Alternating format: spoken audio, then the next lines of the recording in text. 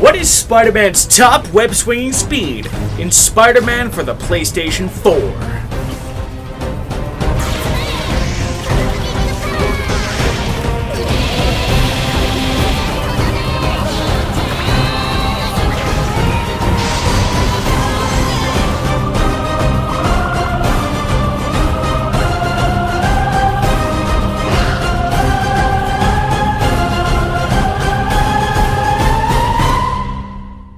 Just couldn't wait until E3, could you, game companies? Welcome to the Chamber of the Ray. The only reason why I'm not wearing my glasses regularly is because of the reflection on the thing. It makes things weird. My name is Brian, and in case you did not know, apparently, video game companies have decided it's time to start doing crazy-ass reveals ahead of E3. It's June 7th, man! It's June 7th. E3 isn't for like another 3 or 4 days, and we've already got 6 trailers that I could talk about. So, without further ado, let's do that. I'm going to order these in the order of meh to super hype. From meh to super hype. Sorry, I always get these backwards. But seriously, there's one trailer I couldn't stop watching. It was so good! Alright, let's talk about it. So, let's start with the most meh of them all. Game Informer is going to be getting exclusive coverage for the month, that is this month, June, relating to Star Wars Jedi Fallen Order. This is the new EA Star Wars game that's being made, and I don't usually give a shit about EA games. It's just not my thing. And also Star Wars in general, the last Star Wars property I ever properly interacted with was The Force Unleashed 2 on the PlayStation 3. That's honestly the last time I've actually done anything with anything Star Wars related that I can immediately remember. But that's good to know. If you're a fan of Star Wars, if you're hoping EA doesn't fuck this up like it did Battlefront 2, Game Informer's got you covered. Now, moving right along, we also have a sequel to Yooka-Laylee. Honestly, I did not expect Yooka-Laylee to get a sequel. And it looks like instead of going the 3D Nintendo 64 style route, they're going even older style and going back to the era of 2D platformers instead. Mario, Donkey Kong Country. Would Castlevania count? I guess Castlevania would count. I've had Castlevania on the brain a little bit lately because I kind of want to play it, but that's besides the point. So that's interesting that they're going 2D, and they're obviously still a Yooka-Laylee game, you could tell, but they're going even older to 2D. Maybe they figure, hey, if we do 2D instead of a Nintendo 64 Banjo-Kazooie type thing, maybe people will, like our game a little more. And maybe that tactic will work, but it's just, meh, whatever. Coming up to where we're starting to get, oh, this is kind of cool.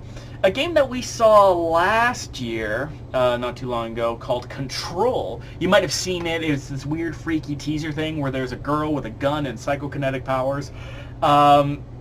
Is going to be at E3. There was only just a little teaser, and there is a website. I'll try and put all the websites, any websites that I mention in the description, and probably all the websites for the other stuff. Like, I'll put Game Informer's website in there, any Yooka-Laylee websites, so on, in the description, so that you can go check it out.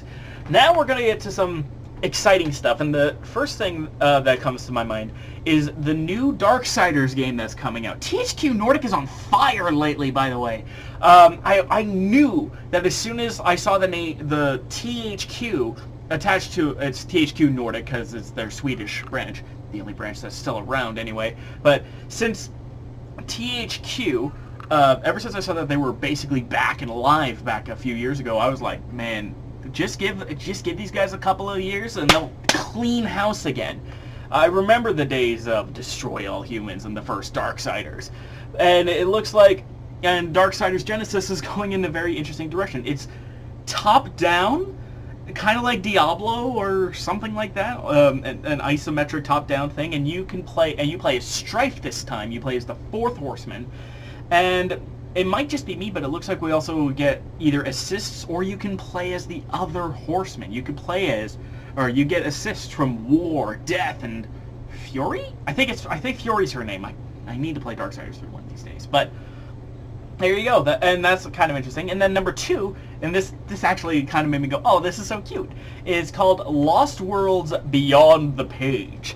And it's an indie game that won all of these awards here, and it looks really charming. I kind of have been developing a soft spot for indie games lately.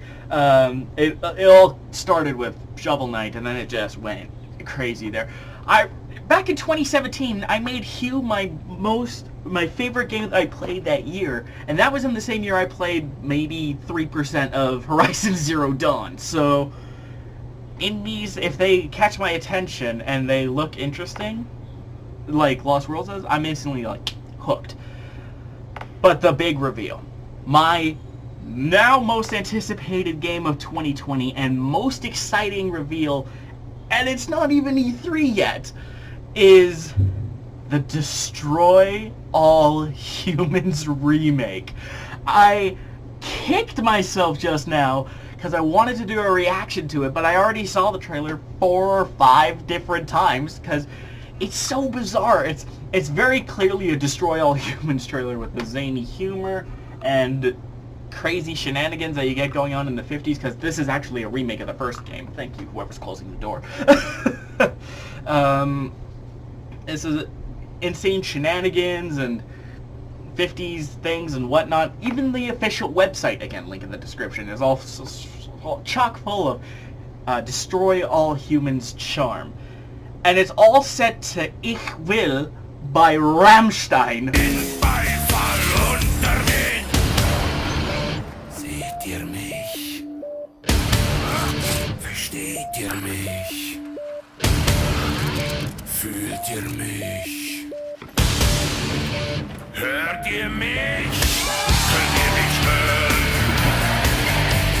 Which is such a weird, this is such a weird pick for a song for Destroy All Humans, but hey, it's good. And then when my favorite part of the trailer probably was near the end when Crypto Saucer leaves and you hear the original Destroy All Humans theme kind of bubble up underneath.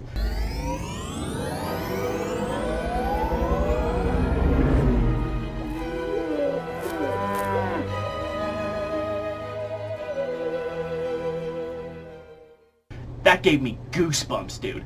And especially considering that I'm actually doing Destroy All Humans stuff on the channel, thanks to the Destroy All Humans remasters on PS4, I'm actually super excited. And the other thing that's really exciting about this is that this is the first time that a new Destroy All Humans game, this is a remake, but still, a new Destroy All Humans game comes out on PlayStation across all territories since the second one. It's crazy to think, because Destroy All Humans has had a bit of an odd history. After the first couple of games, then we get a Wii exclusive called Big Willy Unleashed. I know, what a title.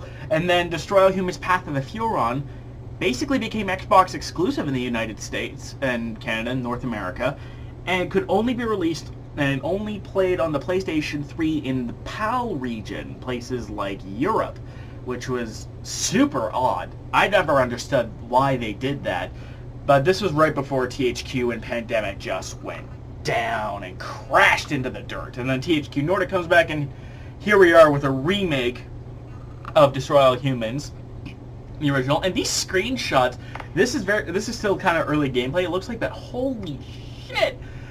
I never thought I would ever get to see Crypto look that goddamn good. Like, it looks fantastic, this game. And I am really excited to hopefully play it sometime in 2020. This has been the first Chamber of the Wraith press conference thingy-majiggy. I should probably be wearing a more news-appropriate attire, but whatever. So one thing I do want to keep in mind really quick before I wrap this video up is that I will be talking probably the top 5 or 6 news stories, maybe top 10 if there's enough, reveals and whatever coming from E3 and pre-E3 stuff. But I also really want to do a top 5 most anticipated, like most wanted things that have a within 50% chance of happening coming to E3. But I'd have to go sift through rumors and stuff in order to talk about it. So, c'est la vie. That's how it is. Don't forget to be awesome, guys. I'll see you tomorrow, and let me know Which of these 6 games has you the most excited for E3 so far? I'll see you guys next time. I'm a grenade without